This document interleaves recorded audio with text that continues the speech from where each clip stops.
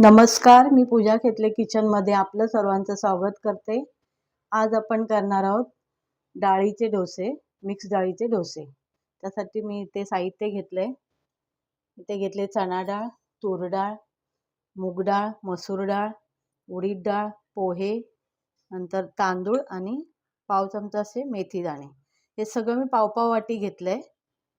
त्यानंतर आपण हे सगळं स्वच्छ धुवून 4 ते 5 तास आपण भिजत ठेवणार आहोत।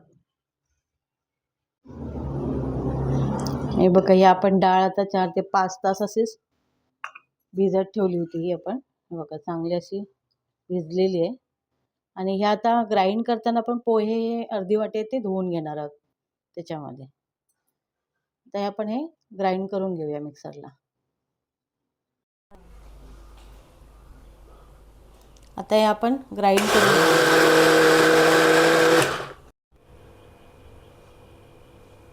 आपण हे असं बारीक करून याच्यामध्ये ठेवलं होतं पण अर्धा तास।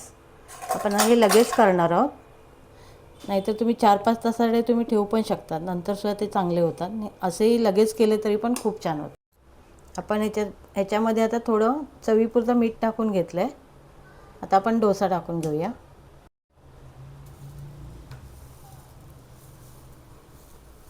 असे पण डोसे हे दोन्ही साईडनी शेकून घेणार आहोत, म्हणजे चांगल्या डाळी चांगल्या शिजतात आणि क्रिस्पीपणा येतो जास्त डोसाला। आपण याच्यावरती आता तूप टाकून घेणार आहोत। सगळीकडे असं स्प्रेड करून घेऊया तूप।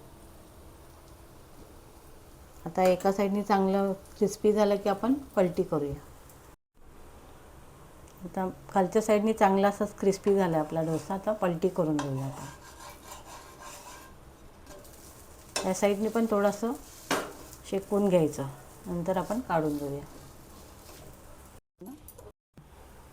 हे आपला आता डोसा चांगला शेकला खालच्या साईडनी पण, आता आपण काढून घेऊया।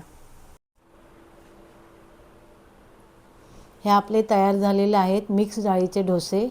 खूप छान होतात, क्रिस्पी होतात आणि पौष्टिक पण आहे। ते तुम्ही लहान मुलांना वगैरे डब्याला देऊ शकता। आणि ही रेसिपी तुम्ही नक्की करून बघा आणि आपल्या चॅनलला लाईक, शेअर आणि सबस्क्राईब करा। धन्यवाद।